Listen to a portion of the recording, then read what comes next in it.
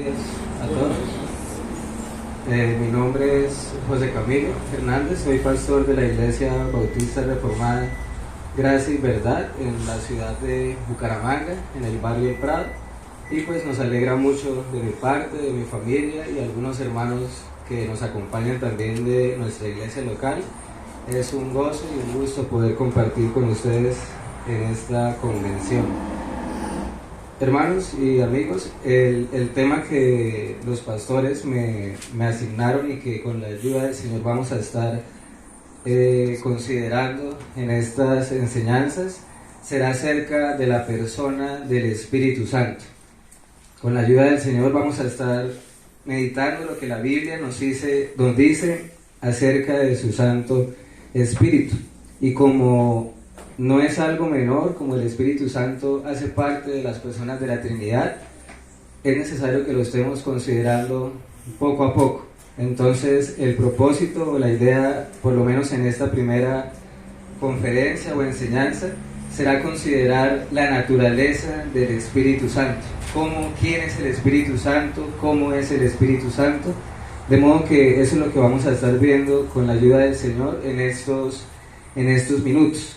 Y básicamente, hermanos, el deseo de mi corazón es que después de estas enseñanzas y conforme a las Escrituras, podamos darle un valor y una importancia a la persona del Espíritu Santo, la importancia que realmente tiene, cuánto dependemos nosotros como creyentes del Espíritu de Dios. Nosotros, hermanos, tristemente, casi siempre tendemos a no considerar al Espíritu Santo en sí mismo y la importancia que tiene para nuestra vida como cristianos, ¿sí?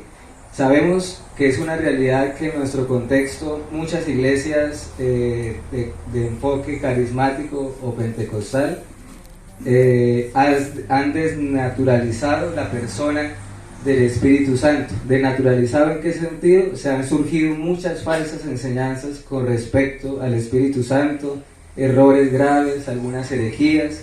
Se ha distorsionado completamente al Espíritu Santo. ¿Y cuál es sobre todo su verdadera obra en las almas y en los creyentes? Y el propósito, hermanos, es que de ninguna manera nosotros, si profesamos la fe, caigamos en el error de menospreciar o menoscabar la gran obra del Espíritu Santo. Porque si lo hacemos así, si nosotros desechamos la importancia, el poder del Espíritu de Dios, en última instancia será una gran afrenta para nuestro Dios y una gran ofensa para Él. ¿Por qué, iglesia y hermanos? Porque estamos hablando de una de las personas de la Trinidad. No estamos hablando de cualquiera, estamos hablando de la naturaleza de Dios mismo. Por lo tanto, de ninguna manera debe ser desechado ni menospreciado. Hace parte de nuestra vida cristiana, es indispensable en nuestro peregrinaje como creyentes. Incluso también, como veremos más adelante, la obra del Espíritu Santo es necesaria para todo aquel que está sin Cristo también, para el que está aún en sus pecados. De modo, hermanos, que lo que vamos a ver ahorita en estos minutos será ver la naturaleza del Espíritu Santo. Y en primera instancia, quiero que consideremos el significado de la palabra Espíritu. El significado de la palabra Espíritu. ¿Quién es el Espíritu Santo? El Espíritu Santo es el Espíritu de Dios. Vamos a estar viendo repetidamente que es la tercera persona de la Trinidad, pero el significado, ya me refiero solamente a la terminología espíritu, viene de una palabra griega llamada neuma, que significa o hace referencia al aliento, respiración, espíritu, soplo, aliento, hálito de Dios. Y esto lo vamos a encontrar en algunos pasajes de la Escritura. Frecuentemente, hermanos, voy a ir citando varios textos. Si ustedes me quieren ir me acompañan a ellos, o si no, prestamos atención o anotamos las citas bíblicas. En cuanto a el significado de la palabra, por ejemplo, me refiero ya a la palabra neuma, como espíritu de Dios, como aliento de Dios. Encontramos una referencia en Génesis 2, 2:7, que incluso ahorita el pastor Guillermo citó también. Génesis 2:7, por ejemplo, nos dice: entonces Jehová Dios formó al hombre del polvo de la tierra y sopló en su nariz, ¿qué dice? Aliento de vida. Allí está nuestra palabra neuma, aliento de vida, y a causa de eso entonces el hombre llegó a ser ¿un qué? Un ser viviente. Otro texto que nos habla el término o el significado de la palabra lo encontramos en Primera de Corintios. Primera carta a los Corintios, capítulo 15, verso 45. Dice allí el apóstol Pablo, Primera de Corintios 15, 45. Así también está escrito: fue hecho el primer hombre, Adán, alma viviente, y el postrer Adán, ¿qué dice? Espíritu vivificante.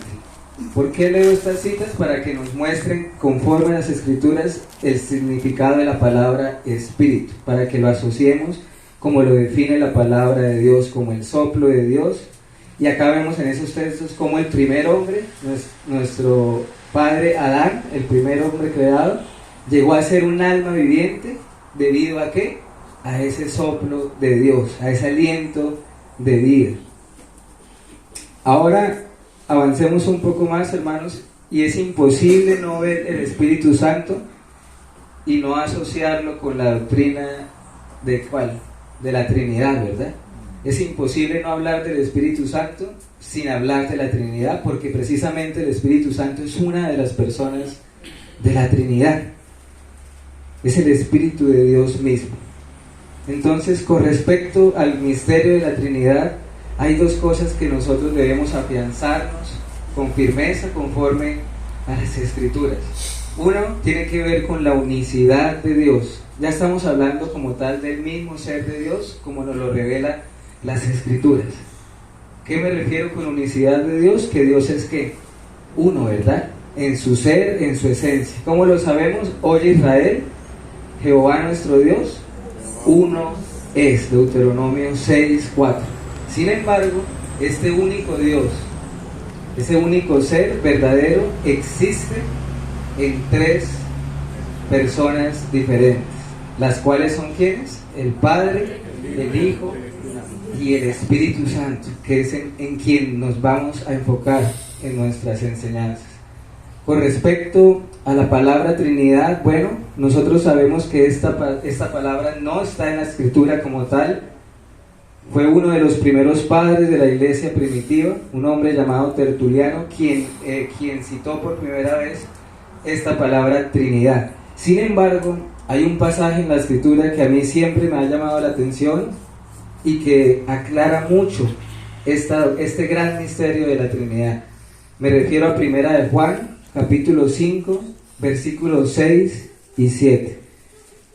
Primera carta de Juan, capítulo 5, versículos 6 y 7. Dice allí el apóstol: este es Jesucristo, que vino mediante agua y sangre, no mediante agua solamente, sino mediante agua y sangre. Y el Espíritu es el que da testimonio, porque el Espíritu es la verdad. Pero miremos el verso 7 sobre todo. Porque ¿cuántos? Tres son los que dan testimonio en el cielo: el Padre, el Verbo y el Espíritu Santo. Pero miren cómo termina el verso, Juan allí: y estos tres son uno. Es hermoso este versículo porque acá vemos cómo Juan enseña este gran misterio de la Trinidad, pero sobre todo es hermoso porque vemos ambas verdades: la unicidad de Dios, pero al mismo tiempo estas tres personas: el Padre, el Verbo y el Espíritu Santo. De modo que nosotros, hermanos, como creyentes y conforme a las Escrituras, creemos que el Espíritu Santo es una de las personas de la Trinidad, de la Santísima Trinidad. Pero atención a esto, algo importante: el hecho de que sean tres personas no quiere decir que sean tres seres, esencias o dioses diferentes. Esto es muy importante. Es un solo ser que subsiste en tres personas diferentes. Y cuando hablamos de personas, se menciona personas es para notar la distinción que existe entre el Padre, el Hijo y el Espíritu Santo. ¿Qué quiere decir eso, hermanos? Que el Padre no es el Hijo no es el Padre, el Espíritu Santo no es ni el Padre ni el Hijo, y lo vamos a ir viendo conforme a las Escrituras. ¿Cómo podemos ver esa distinción? ¿Cómo sabemos en la Escritura que uno es el Padre, uno es el Hijo y uno es el Espíritu Santo? Vamos a ver algunas citas. Por ejemplo, Mateo 3, verso 16 y 17. Es un verso conocido, un acontecimiento, es el bautismo de nuestro Señor Jesucristo. Mateo capítulo 3, verso 16 y 17. Dice allí: y Jesús, después que fue bautizado, subió luego del agua, y aquí que los cielos le fueron abiertos, y vio al Espíritu de Dios que descendía como paloma y venía sobre él. Y hubo una voz de los cielos que decía: este es mi Hijo amado, en quien tengo complacencia. Un pasaje paralelo a ese, que es Lucas 3:22. Lucas, esa misma cita, llama al Espíritu Santo, lo llama el Espíritu de Dios, y eso también es importante, como lo veremos ahorita. Pero ese texto, por ejemplo, ese acontecimiento más bien, que fue el bautismo del Señor, es evidente que están las tres personas y que se distinguen a la perfección, ¿verdad? ¿Por qué? Porque es el Hijo el quien estaba siendo bautizado en ese momento, y claramente se da testimonio que el Espíritu Santo desciende sobre el Hijo, pero al mismo tiempo hay una voz del cielo que da testimonio de su Hijo. En un mismo verso, en un mismo acontecimiento, vemos la distinción de cada una de estas personas de la Trinidad. Otro pasaje conocido, la Gran Comisión, ¿recuerdan? Por tanto, id y haced discípulos a todas las naciones, bautizándolos en el nombre de ¿quién? Del Padre, del Hijo y del Espíritu Santo. Ahora, hay otro pasaje, hermanos, que vamos a estar yendo a él en varias ocasiones. Me refiero a 2 de Corintios, capítulo 13, verso 14. Es el último versículo de esta carta. Creo que ya ustedes saben a cuál me refiero. 2 de Corintios, capítulo 13, versículo 14. Dice allí el apóstol Pablo: la gracia de ¿quién?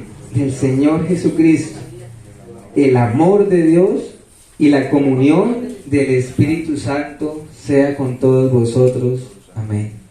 Allí Pablo está expresando un deseo hacia la iglesia local de los Corintios, pero vemos en ese deseo que Pablo, inspirado por el Espíritu, hace precisamente nuevamente la distinción. La gracia de Cristo, el amor de Dios el Padre y la comunión del Espíritu Santo. Y así podríamos ver más pasajes, hermanos. Cuando Cristo habló, por ejemplo, que cuando venga el Consolador, ¿se acuerdan? Yo os enviaré del Padre, el Espíritu de verdad, el cual procede del Padre, y Él dará testimonio acerca de mí. Juan 15, 26. De modo que con esos textos, hermanos, podemos ver claramente cómo la Escritura muestra una distinción en cada una de estas personas de la Trinidad. Sin embargo, permítanme por favor citar, hermanos, nuestra confesión de Londres de 1689, porque nos ayuda, hermanos, en estas grandes verdades a clarificar estas realidades. Voy a leer, a citar el capítulo 2, el párrafo 3, una parte. Dice: en este ser divino e infinito hay tres subsistencias: el Padre, el Verbo o Hijo y el Espíritu Santo, de una sustancia y un poder y una eternidad, teniendo cada uno toda la esencia divina, pero la esencia indivisa.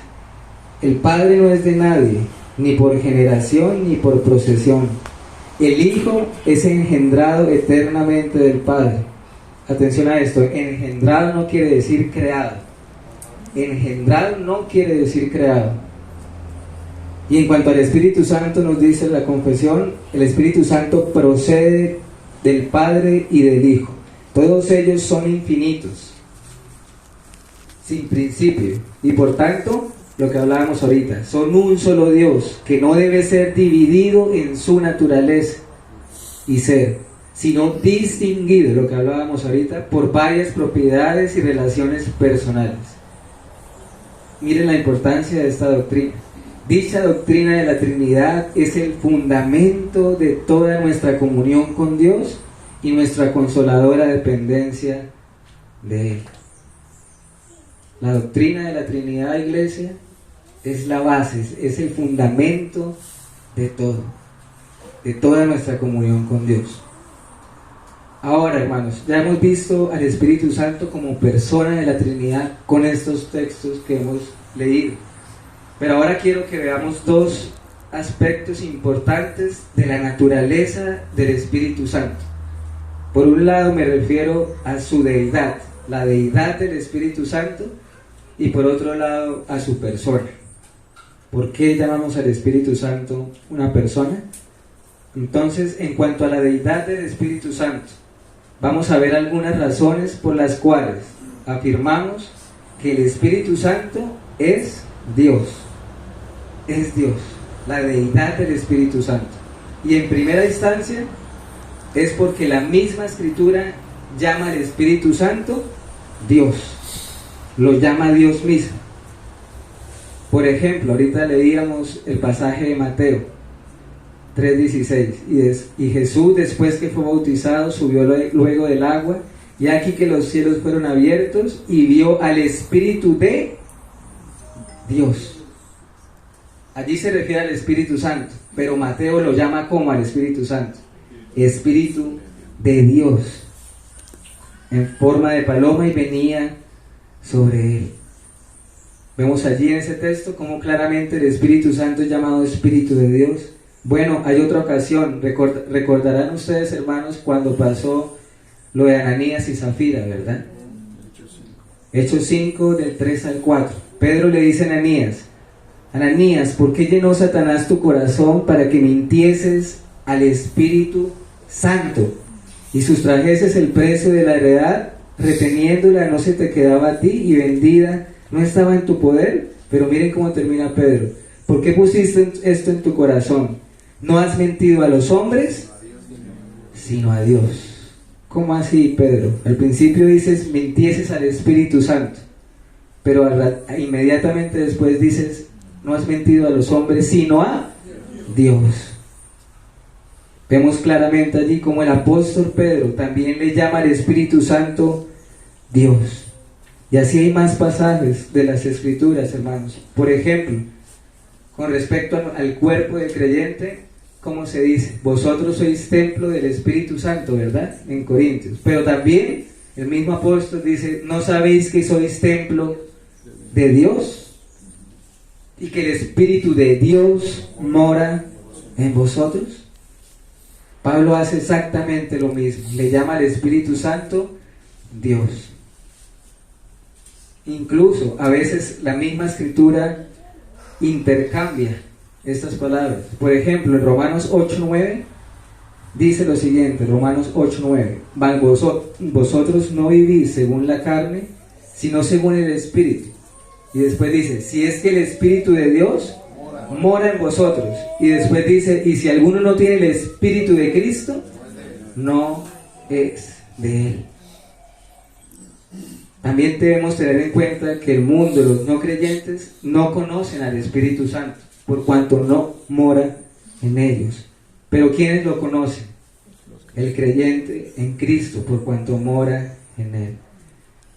¿Por qué más podemos ver la deidad del Espíritu Santo? Bueno, hermanos y amigos, también por los atributos que tiene el Espíritu Santo. Ahorita veíamos cómo el Espíritu Santo comparte la misma esencia de Dios el Padre, ¿verdad? ¿Y eso qué quiere decir? Que el Espíritu Santo posee o tiene los mismos atributos de Dios. Vamos a ver algunos de ellos. Por ejemplo, su omnisciencia. Isaías 40, versículo 13-14. Isaías capítulo 40, versículo 13 y 14, dice allí el profeta: ¿quién enseñó al Espíritu de Jehová o le aconsejó enseñándole? ¿A quién pidió consejo para ser avisado? ¿Quién le enseñó el camino del juicio, o le enseñó ciencia, o le mostró la senda de la prudencia? Hermanos, el Espíritu Santo es eterno, siempre ha existido. En algunos versos en el Antiguo Testamento le fue llamado también el Espíritu de Jehová, pero acá se le dice: ¿quién le enseñará al Espíritu de Dios? ¿Y qué con respecto a su omnipotencia? Por ejemplo, Job dice: el Espíritu de Dios me hizo y el soplo del Omnipotente me dio vida. Job 33:4. Miren ese texto, el soplo. ¿Recuerdan del soplo? El origen de nuestra palabra. El soplo, el aliento, y le dice omnipotente, todopoderoso. ¿Y qué con respecto a su omnipresencia? ¿Qué dicen ustedes? ¿El Espíritu Santo también es omnipresente? Sí, hermanos. ¿No decía David: ¿a dónde me iré de tu Espíritu? ¿A dónde huiré de tu presencia? Salmo 139, verso 7. De modo que el Espíritu Santo, hermanos, comparte los mismos atributos divinos que el Padre y el Hijo. ¿Eso qué nos enseña? La deidad de la tercera persona de la Trinidad. Otro argumento más, otra razón más de la deidad del Espíritu, bueno, sus obras, las obras del Espíritu Santo también. Porque ¿quién podría realizar las obras que hace el Espíritu Santo si no es Dios mismo? Que es lo que de hecho, si el Señor lo permite, estaremos viendo en las próximas enseñanzas. Vamos a enfocar en la obra del Espíritu Santo. ¿Cuáles son las obras del Espíritu Santo? ¿Cuál es el ministerio del Espíritu de Dios? De modo que acabamos de ver algunos argumentos de las Escrituras de la deidad del Espíritu Santo. De modo que esto ya que ¿qué va implicando, iglesias? Que cualquiera que pretenda creer o enseñar que la tercera persona de la Trinidad no es de carácter divino, que no es Dios, es un grave error de las Escrituras, gravísimo. Ahora, la persona del Espíritu Santo, la persona del Espíritu Santo. Hemos visto el Espíritu Santo, persona de la Trinidad, su deidad, su carácter divino, su divinidad, pero ahora es necesario que consideremos brevemente su persona. ¿Por qué afirmamos que el Espíritu Santo es una persona? Como mencionaba ahorita, recordemos, no es el Padre, no es el Hijo. Hay una distinción, pero comparten la misma esencia divina. Argumentos para la persona del Espíritu Santo. ¿Por qué le llamamos persona? Bueno, cuando la Biblia habla del Espíritu Santo, concretamente de él, usa pronombres propios de una persona, incluso también acciones propias de una persona. Vamos a ver algunos ejemplos. Dice la Escritura: ministrando estos al Señor y ayunando, dijo el Espíritu Santo: apartadme a Bernabé y a Saulo para las obras, para ahora que los he llamado. Hechos 13:2. ¿Cuál era el contexto allí? La iglesia local de Antioquía, estaban allí los servidores Pablo y Bernabé, y dice el texto que el Espíritu Santo los apartó para una obra específica. ¿Cuál era esa obra específica? Su primer viaje misionero. El primer viaje misionero de Pablo y de Bernabé. Pero notemos lo siguiente: dijo el Espíritu Santo. ¿Qué nos comunica eso? Que el Espíritu Santo, ¿qué?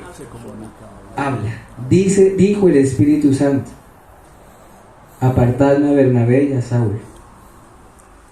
Juan 15:26, unas palabras de nuestro Señor Jesucristo: pero cuando venga el Consolador, a quien yo os enviaré del Padre, el Espíritu de verdad, el cual procede del Padre, Él dará testimonio acerca de mí. Eso está en Juan 15:26. Pronombre, Él. Hablando del Espíritu Santo dice: Él dará testimonio de Cristo. También dice el Señor, por ejemplo, os hará saber lo que habrá de venir. Cuando venga el Espíritu de verdad, Él los guiará a toda la verdad. De modo que si el Espíritu Santo, hermanos, no fuese una persona, la Escritura no se referiría a Él con pronombres propios de una persona o con algunas acciones, como por ejemplo que el Espíritu Santo guía, el Espíritu Santo glorifica, el Espíritu Santo habla, da testimonio, el Espíritu Santo enseña, el Espíritu Santo consuela.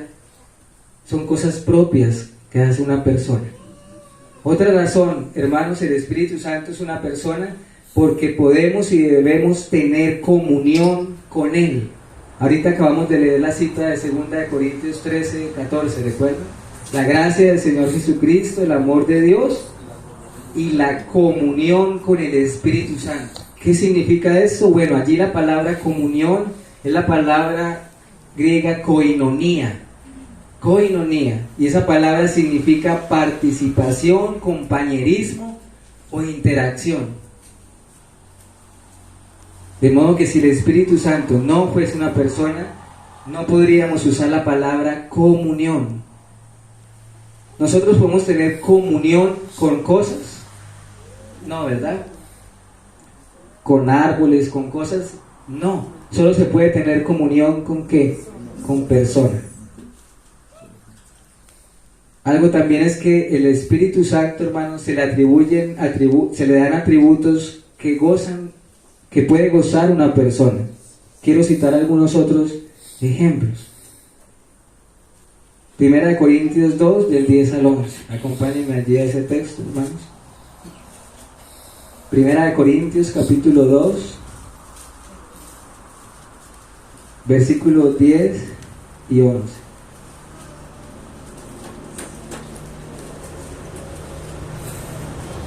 Dice la palabra de Dios: pero Dios nos la reveló a nosotros, ¿por quién?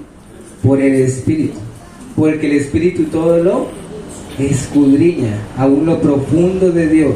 Porque ¿quién de los hombres sabe las cosas del hombre, sino el Espíritu del hombre que está en él? Así tampoco nadie conoció las cosas de Dios, sino el Espíritu de Dios. ¿Qué nos enseña, por ejemplo, este pasaje, hermanos? Que el Espíritu Santo escudriña, conoce las cosas de Dios. ¿Esto qué quiere decir? Que el Espíritu Santo tiene inteligencia, tiene sabiduría, voluntad, lo vamos a ver también. Hay un pasaje donde Pablo habla de los dones del Espíritu Santo y dice: por todas estas cosas las hace uno y el mismo Espíritu, repartiendo a cada uno en particular como Él quiere. ¿Qué nos enseña ese texto, por ejemplo? Que el Espíritu Santo tiene voluntad, como Él quiso repartir los dones a su iglesia. Por eso es el Espíritu Santo una persona. Y bueno, también hay algo importante. ¿El Espíritu Santo, hermanos, puede ser contristado o no? Sí. Eso nos habla de la persona del Espíritu Santo. Efesios 4, verso 30 al 32. Y no contristéis al Espíritu Santo de Dios, con el cual fuisteis sellados para el día de la redención. Quítense de vosotros toda amargura, enojo, ira, gritería y maledicencia y toda malicia. Antes sed benignos unos con otros, misericordiosos, perdonándoos unos a otros, como Dios también os perdonó a vosotros en Cristo. Acá claramente, hermanos, nos muestra que el Espíritu Santo es una persona que se le puede entristecer o contristar. Ahora, ¿cómo lo contristamos? ¿Cómo se contrista el Espíritu Santo? Por nuestras iniquidades. ¿Cómo? Como según el mismo texto, con palabras corrompidas, amargura, enojo, ira, malicia, no andando dignamente del Evangelio de Jesucristo. Y bueno, si el Espíritu Santo se le puede contristar, ¿eso qué quiere decir? ¿Qué es lo contrario a eso? Que al Espíritu Santo se le puede agradar, se le puede complacer, por supuesto en obediencia al Señor. Ahora, hermanos, algo importante acá, hemos visto varios textos de las Escrituras, ¿verdad? El testimonio de las Escrituras, y eso sería suficiente.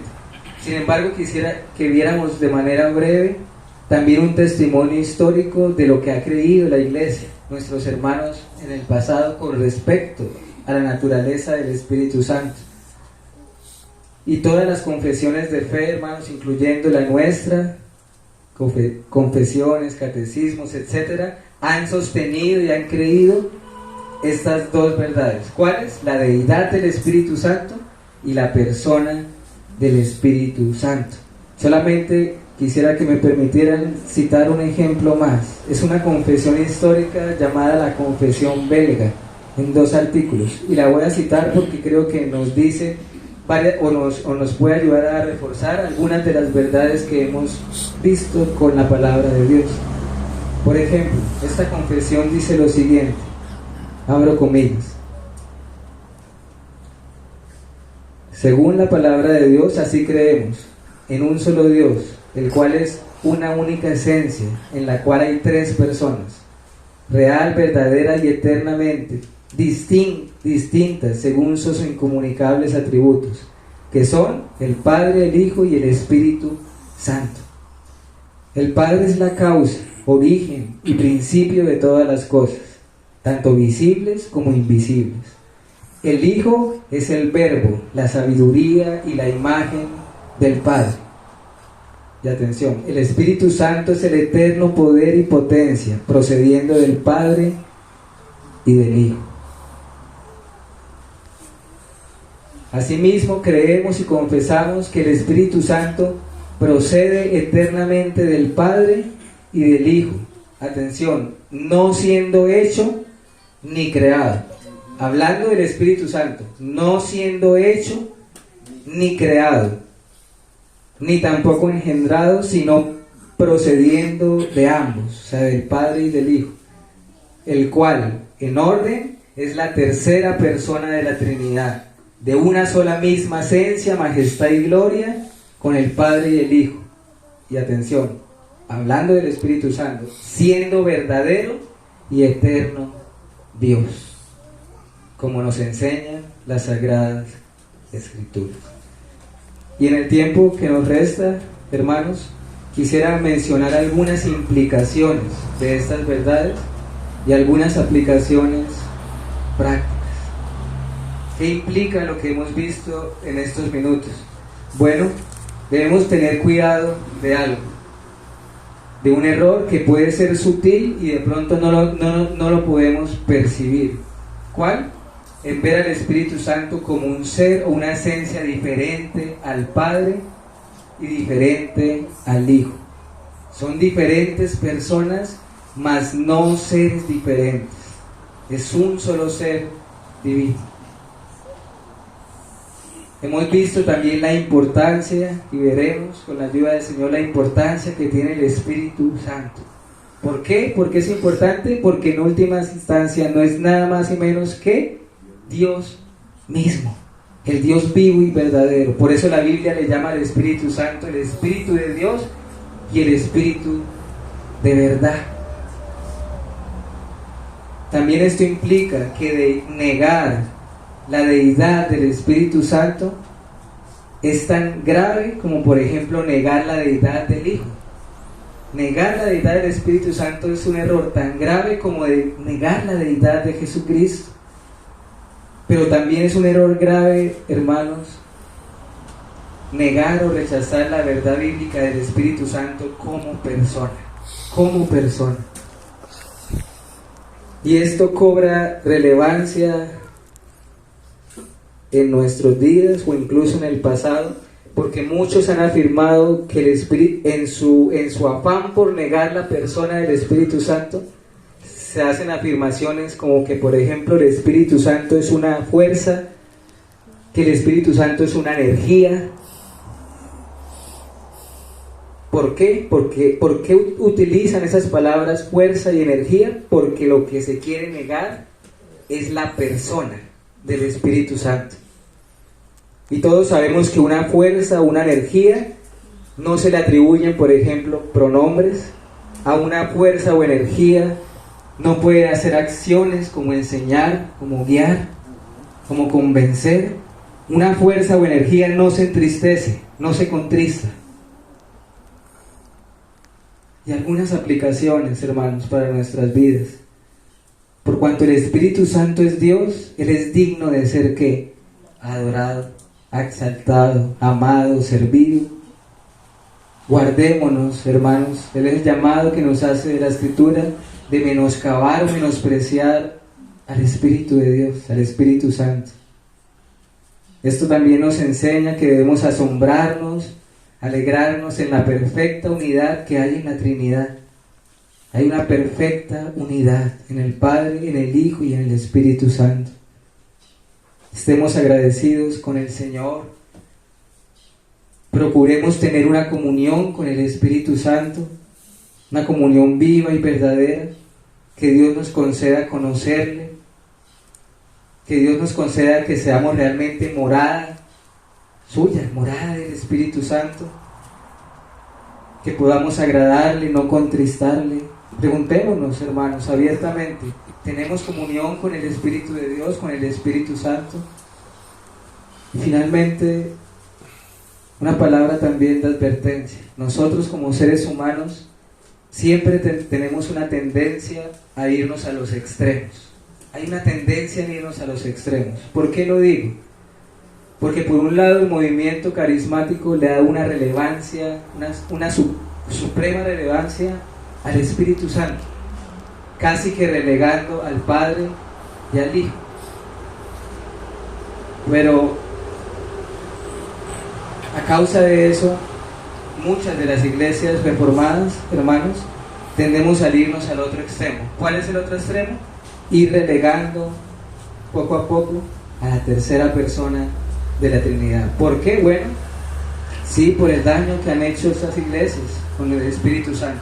Pero una cosa no quita la otra. No quita la otra.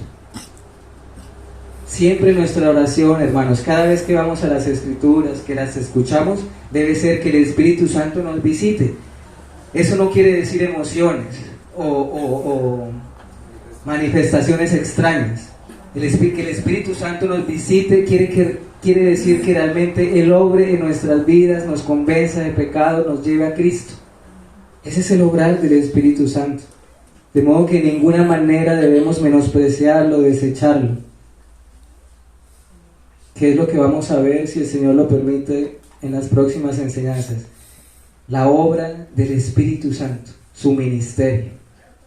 ¿Qué hace el Espíritu Santo? ¿Cuál es su labor? De modo que oremos, hermanos.